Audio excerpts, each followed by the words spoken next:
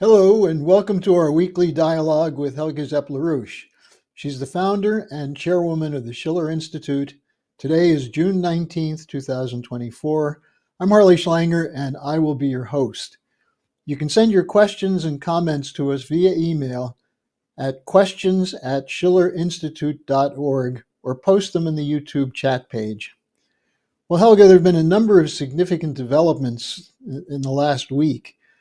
You've been very busy with the emergency press conference last Wednesday, the International Peace Coalition meeting on Friday, and the Schiller Institute conference Saturday and Sunday.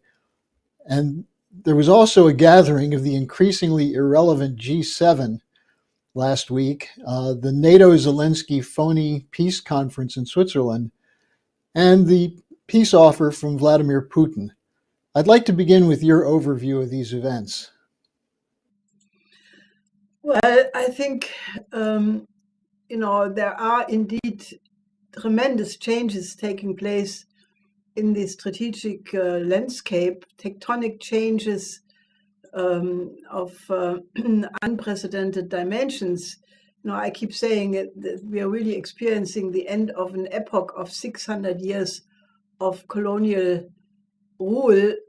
And, I think some of the powers to be have a tremendous difficulty to adjust to this development, and they are absolutely unwilling to recognize that these tectonic changes are the result of their own policy.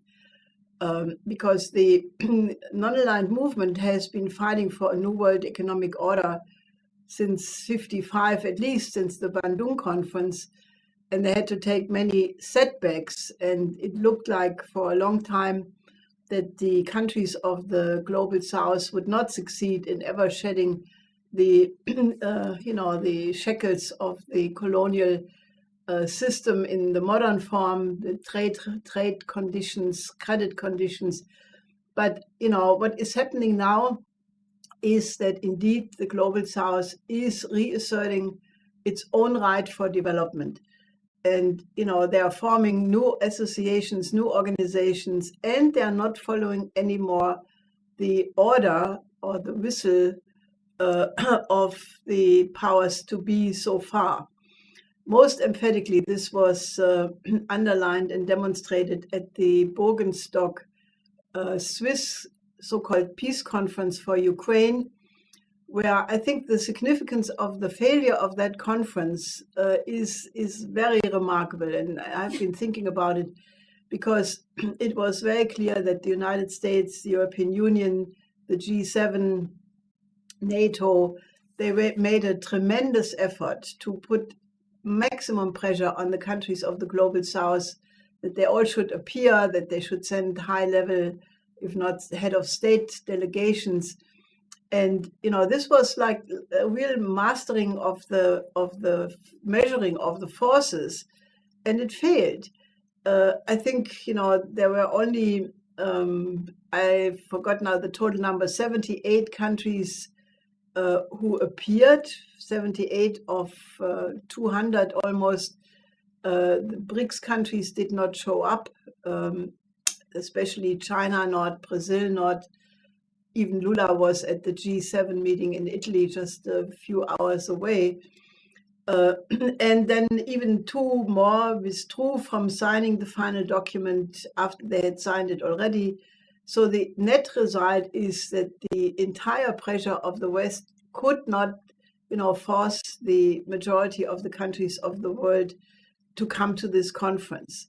And I think that is a reflection of the change of the time. I think this is, from my standpoint, maybe the most interesting aspect of the changing situation.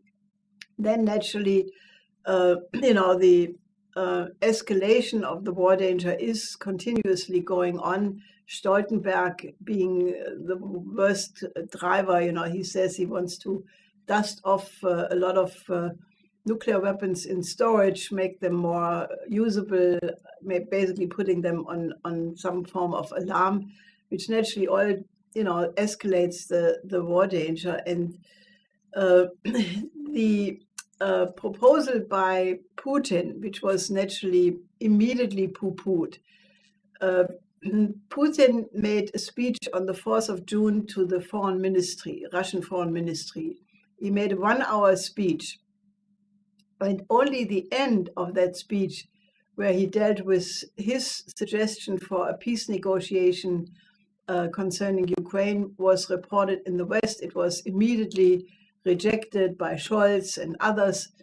But this was only the end piece of a much larger presentation, where he again analyzes how it came to this crisis of Ukraine. But then he made a very interesting, in my opinion, very far-reaching proposal to have a Eurasian security architecture, which would take into account the interest of all Eurasian countries and which would be open to NATO members. So I think this is very interesting. And he used actually formulations which, in all objectivity, are really not very far from what I have been saying since 2 years, since the special military operation started, namely that any security arrangement has to take into account the interest of all, or otherwise it does not work, and it has to be based on development. He didn't use exactly what my 10 principles were, but the essence was very resonating. So I think this, in my view, should be taken up. I think it should be evaluated, and it's not something which is a ended proposal, but it is the platform for discussion to go back to diplomacy. And it explicitly says it's open to NATO countries. It did not say it excludes the United States. So I think the world would be very well advised to consider this proposal and actually start to have a dialogue on how to end this Ukraine war before it is too late. That it may be soon too late, people are warning about. One of them is President of Serbia, Vučić, who gave an interview to the Swiss magazine Weltwoche, where he basically said that he sees signs that the danger is that it could come to a big war between Europe and Russia within 3 to 5 months. Now, I don't know what additional information he has to narrow the window to such a time frame, 3 to 5 months. But I think it has to be taken into account, because also the president of Bulgaria had put out similar warnings. The Prime Minister of Slovakia, Fico, the Georgian Prime Minister Kibouchice, and naturally Viktor Orban has been saying things along these lines all the time. So we are in a dramatic situation. In less, I think, 3 weeks, there will be the NATO summit. This will be an inflection point, because NATO will have a big problem because the image loss of NATO is gigantic. Of the United States, of Germany, naturally because of what happened in Gaza, but also in respect to that the Ukraine policy clearly is not functioning. So NATO will have a lot of explanation to do, and if they wanted to get out of this box, they should accept Putin's proposal to negotiate. That would be in their advantage. Otherwise, the time until then will be very tumultuous. There will be the first round of the French parliamentarian election, which Macron has called, where it is expected that he will have a tremendous loss. So he will come as a not so glorious president to the NATO summit to Washington. And also the British will have elections where the Tories are supposed to, or expected to lose massively. So the defeat of the government parties, which we saw in the European election, will in all likelihood be continued in France and in Great Britain with different national elections. And therefore, the warning cry that the populations do not want the war policy of their governments is clearly a factor in the picture. And if the governments would be wise, they would listen to the sentiment among their people rather than bulldozing ahead according to their own expected privileges, which they think they will gain if they continue to follow this course. But obviously, the whole world will suffer. So that's my summary introduction, if you want. Well, here's a question from a retired teacher. She said, Harley, I fully agree with the importance you and the LaRouche movement and Helga are placing on a return to the principles of the Peace of Westphalia. But how can that happen, given the immorality and cowardice of most government leaders? Can Helga use her influence to get the BRICS, the SCO, or a group of leaders from the Global South to endorse the call for a new Peace of Westphalia? Well, I think we are making big headway in that. I think if you look at the recent Schiller conference, which we had this past weekend, we had a significant representation of countries from the Global South, from the BRICS. There was a high-ranking delegation from the leading think tank from Belarus. They have applied to become BRICS members. They basically came out along the lines of fully with this idea of a Peace of Westphalia. We had Professor Toloraya, who is an official representative of the BRICS organization. We had people from Latin America, President Ramota. Then, naturally, in the economic panel, likewise, there were several spokesmen and women from, the Global South.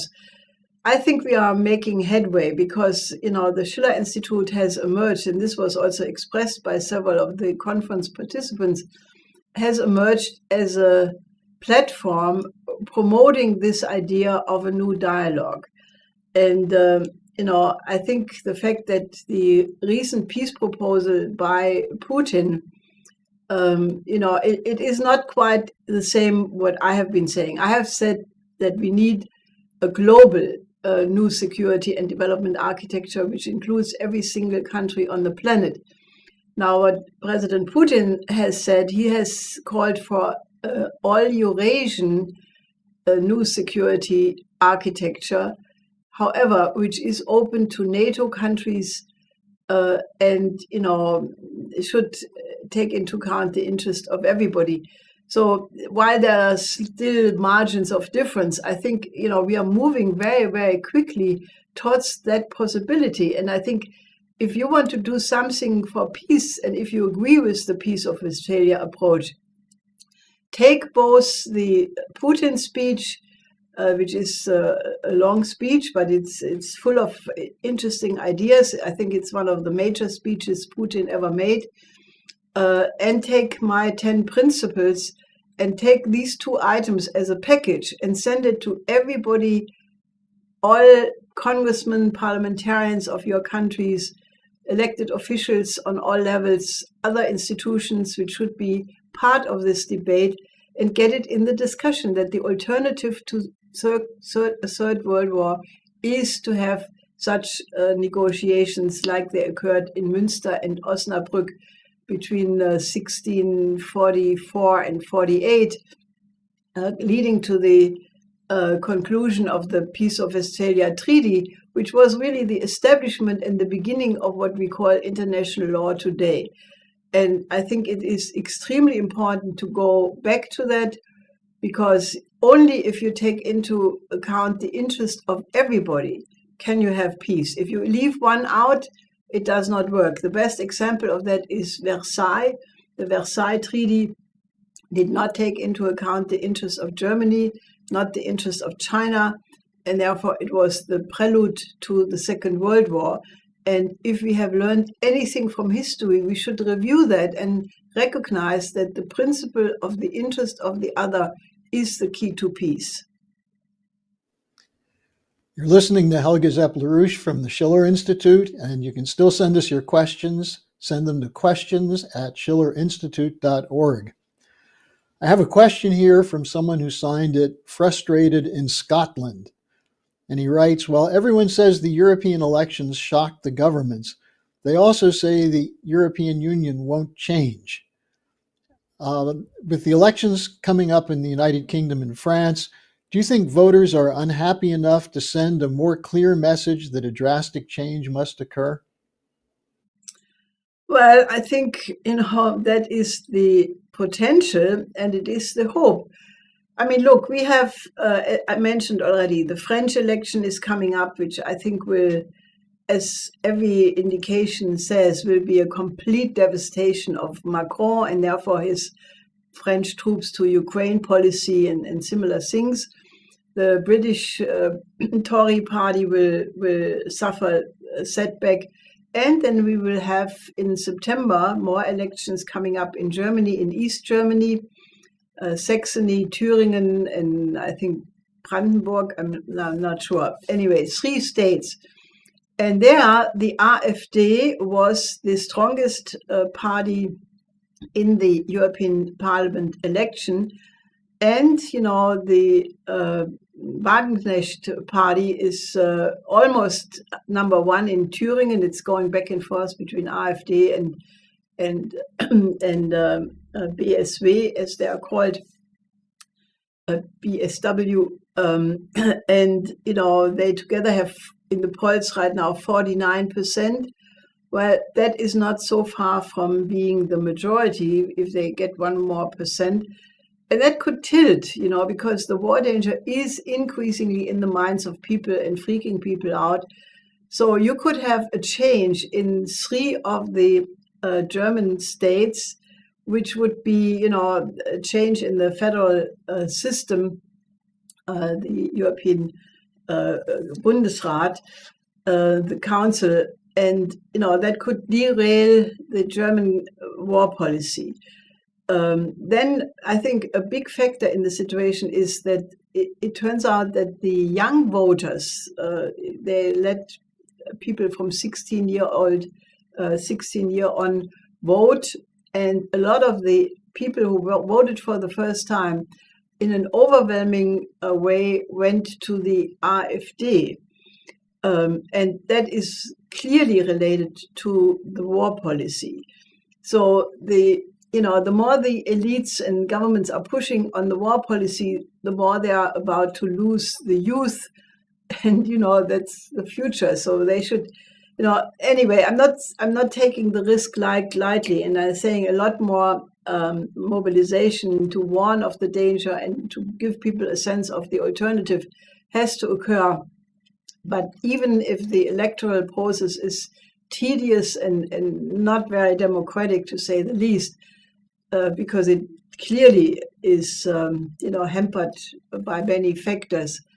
Nevertheless, I do not give up hope that the concern in the population is so growing that, there is a hope factor that may be enough to change the situation. Well, this question of concern with war and the dangers of an expanded war is on the minds of a lot of people. I have 2 emails here. One is from Denver. A woman writes, as a mother, I'm horrified to hear there's consideration in the Congress to restore the military draft. I don't want my tax dollars or my children to be sent off to a war that helps no one. But I feel so helpless. What can we do? And then from Han in Australia, writes, I couldn't agree more about all that you're talking about on the global situation. I'd like to do something to let more people know.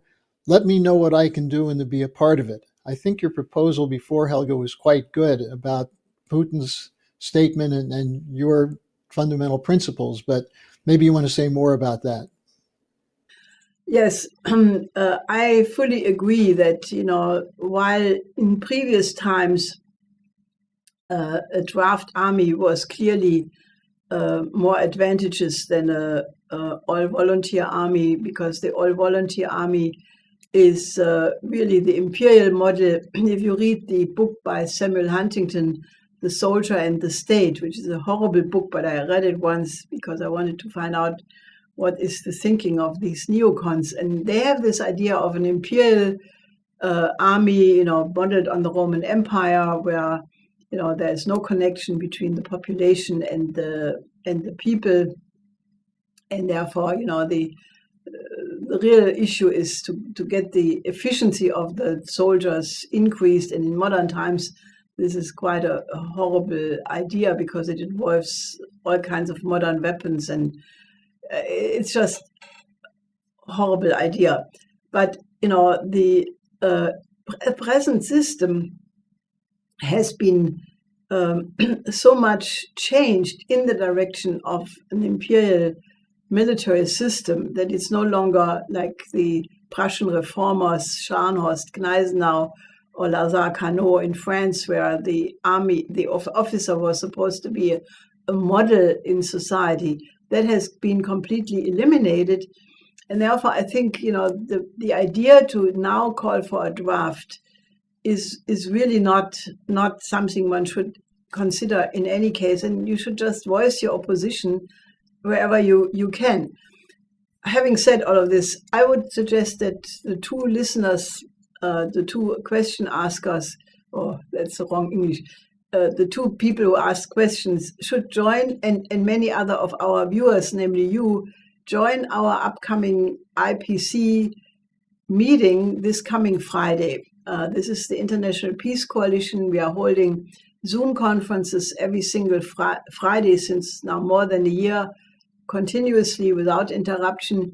And this coming Friday will be focused on this proposal by President Putin, because there's also a German organization called OKW. This is an umbrella organization of East German organizations, and they have issued a call on all people to endorse and discuss this proposal by Putin. So, while it is not so known, therefore we have made it the topic to be discussed at this upcoming Friday meeting. And, it's an occasion for people to get familiar with it, to have expert views on it. And, if there is the discussion going in the direction that it should be endorsed, we will do so, or consider whatever arguments should be heard against it. But I think that is definitely something which could become the rallying point, because if in all countries, there would be a significant number of organizations endorsing it, we could create an environment in which, the governments would have a hard time to ignore it. So that's my immediate suggestion, what you should do. Okay, now here's a question that just came in. Someone asks, it looks like Saudi Arabia is breaking with the dollar order, ending the petrodollar deal and accepting the yuan for oil purchases. But I keep hearing that they have not accepted membership in the BRICS yet. Are they holding back for fear of provoking a regime change from the United States? Well, that could be. I don't know. I mean, I know that there has been tremendous pressure coming from the United States on Saudi Arabia not to join the BRICS. I think various American State Department officials recently visited Saudi Arabia, pushing the idea to have a Saudi-Israel pact instead, which was already promoted once during the presidency of Trump, leading to the Abrams Accord. And that was actually a big contributing factor to trigger the present Gaza crisis, because it left out the Palestinians completely and hardened the conditions for people in Gaza, so that this attack on October 7th was the end result of this exclusion. Concerning that, by the way, in the Israeli press came just out a report that the upcoming Hamas attack, which then occurred on the 7th of October, was known to the IDF on the 19th of September already. And, they completely dismissed it for reasons one has to find out, but it was known, it was dismissed. So therefore, I think this will have a whole follow up, because it will dawn on people that the people who are lost relatives among the hostages or who were killed in the attack, that it may contribute to the future political fate of Netanyahu in a significant way, because people will say who is responsible for this in the end. So I do not know exactly what is the reason why Saudi Arabia has not joined the BRICS, but the fact that they are now moving to a petro-yuan for sure is a sign of the time that the de-dollarization is moving ahead full speed. And, it just is one more reason for people to reflect that maybe a change in policy would be advisable. Well, I just got a retweet of a tweet from Anya Parampil, who works with the Gray Zone. And she writes, Saudi Arabia Crown Prince Mohammed bin Salman just called for Netanyahu to be held criminally responsible for their crimes against Palestinians. The Saudi prince also called for an end to the illegal occupation and the recognition of the state of Palestine with the 1967 border and Jerusalem as its capital. So it looks as though that may be along the lines of what you just said. Helga, the next question I have for you is from the United States. There was just an action taken by the Los Angeles Unified School District to ban cell phones from the schools, including during breaks and lunch. And they say it's to protect the mental health of young people. And the person who sent this said, I've heard you talk about the damaging effects of social media. I assume you would support this move from Los Angeles School District. Well, I want to thank the person from the Gray Zone of having introduced this piece of very interesting news. Thank you. That's good news. And I also think the decision of the Los Angeles school board or district board, I think this is excellent. I think, the dangers to young people, to children, coming from the unrestricted access to all kinds of things I started to look into Pokemon many years ago, and, this is damaging, I mean, I came across that many years ago because we had visitors with two children, 6 and 8 years old, and they said, Pokemon is so great. And I said, what is it? I had no idea what it was. And they said, oh, you are outdated. You don't know what Pokemon is. So that caused me to actually go to some of these malls where they had Pokemon competitions. And I, lined myself up in a line to see what actually happens. There were all these 4-year-olds, 5-year-olds. And I said, why do you like Pokemon? They said, fighting. I said, yeah, but don't you think it's much nicer to be friends with people? No, fighting.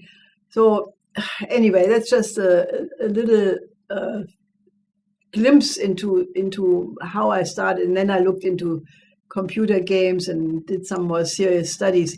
And there is no question that, this whole area where in the internet, and once you have a cell phone, you have access to the whole thing, is so absolutely damaging to young minds, because Plato didn't want the children of Athens to go to the place of the tragedians, because he thought that since their personality and soul is not yet developed, they could not digest the cruelty of these plays. Now, that was high culture as compared to what people can see in the internet these days. And Plato's argument is 100 times more valid today, because it's not only the horrible content, but children do not yet have judgment. They are extremely impressionable, and when you have a clear idea what is the positive, you may be able to look at something horrible and reject it because you already have a positive established point of view.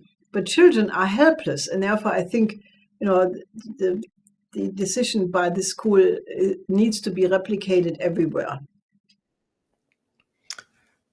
I have one final question for you. It's one we've had before, but it still is a problem of people who are stuck in I guess you would just say an old way of thinking. From Amanda, she asks, is it time to replace the United Nations? No, I think the need to have a representative system where each nation is represented, like in the UN General Assembly, absolutely must remain. The UN Charter absolutely must remain. Should the UN Security Council be reformed? Should other subsections of the United Nations be reformed? I think yes. I think that the representation of countries must be more proportionate. The fact that the global south so far has total underrepresentation urgently needs to be rejected and improved.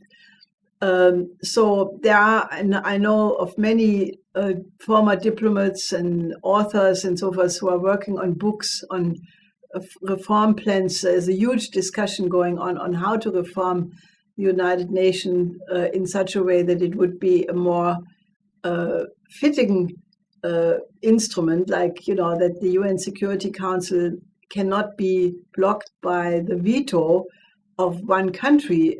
I mean, that is definitely a problem, which is why this is not moving forward on many fronts. So I think the United Nations should be reorganized, but the very idea that you need a forum where everybody is represented and that you can have a dialogue based on the sovereignty of all countries, I think the UN Charter is very, very good. It should remain. It should be acted on more, and I think it should be made more fitting for all the other aspects, like, the UN organizations, which many times have been falling short of what they should accomplish. That should be fixed. And but I think, we need a dialogue of civilization. There is no replacement. There is no replacement to diplomacy, to have an equal setting of sharing your concerns, but then also to accomplish a higher level. My main point would be in relationship to the 3 last principles I have in my 10 principles for a new security and development architecture. They would apply for the United Nations reform equally, because I think what is lacking even in the UN Charter is this idea that you need to put the United Nations on a more, I would almost say, metaphysical basis, something which is more founded in the lawfulness of the creation, in the lawfulness of the physical universe, so that it's anchored, in something which goes beyond just man-made legislation or proposals. And I have referred to natural law in the European civilizational tradition, or the cosmology in India, or the mandate of heaven. Things like that, which refer to a deeper lawfulness of the universe, I think would be extremely important. And naturally, the image of man as well, the true nature of the human species as fundamentally good, and that all evil is a lack of development and therefore can be overcome. These are ideas which I think need to be added, to make it more strong. Well, I think the opportunity is there for people to study your 10 fundamental principles. They can find that on the schillerinstitute.com website. As you said, that's going to be part of the focus with the organizing, along with the getting out what Putin actually said. So with that, Helga, do you have any final comments? Well, just come to the IPC meeting on Friday and get active with us. I mean, the next 3, 4, 5, 6 months will be, in my view, absolutely decisive if we go into World War III or if we can go to a new paradigm.